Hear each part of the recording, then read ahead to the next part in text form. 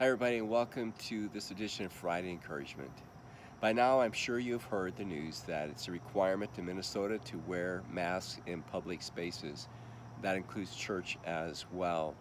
And so, while the verbiage we have used thus far has been wearing masks are expected, now it's going to be required here at Eden Prairie and soon at Loring Park and Edina as they open their campuses as well.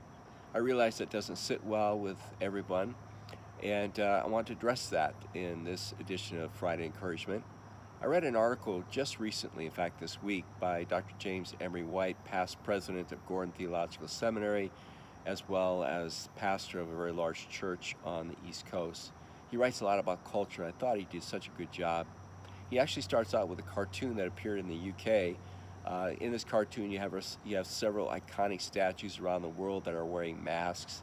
You've got Christ the Andes with a mask on. You've got Michelangelo's David with a mask on. Some other statues, including the Statue of Liberty, who is wearing a mask.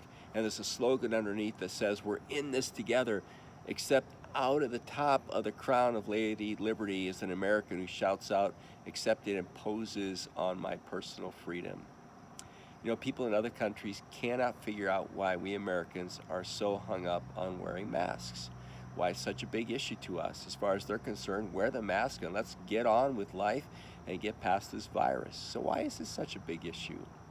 I think it's because we value freedom so much and we distrust anybody or any group or any form of government that somehow wants to impose on us rules that seem to inhibit our freedoms. And I'll be the first one to admit I don't like being told what to do. Do you? I'll be the first one to admit I don't like wearing masks either. In fact, I don't know anybody who loves to wear a mask.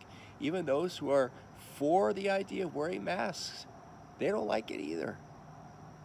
So, how should we think about this? Well, I like what Emery White says. James Emery White says we got to be careful that we don't put our feelings before thinking, that we don't put our own preferences before public service, and we don't put ourselves before obedience to Christ. If you really think about it, even though in the beginning there was some controversy about wearing masks, whether they really helped or not, the verdict is now in that masks do help. They do help stop the spread of the virus. They are protective up to 65% over not wearing a mask at all. So they work. So why on earth would we not want to use something that's been proven now to actually work? Secondly, let's be careful when we start talking about not wanting our freedoms imposed upon. You know, a lot of times we don't have any problem imposing on somebody else's freedom. Take smoking, for instance.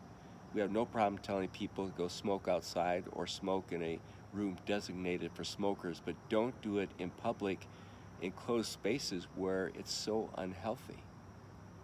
So I have no problem telling somebody else they can't smoke. Well, how do I respond then when someone's telling me, for the sake of the health of everyone, please wear a mask? Why is it I can have my freedom, but somebody else can't have theirs? And finally, as a Christian, I'm to be a witness for Christ. I'm to put the needs of others ahead of myself no matter how I feel. There's nothing being asked of us that's immoral, that's ungodly. In fact, what's being asked of us is for the good of all. And so I want to encourage us to be Christ's witnesses during this time and not be seen as politically charged, not be seen as divisive. We've got bigger issues to deal with than fighting over whether we should or shouldn't wear a mask. We've got the gospel message to give out.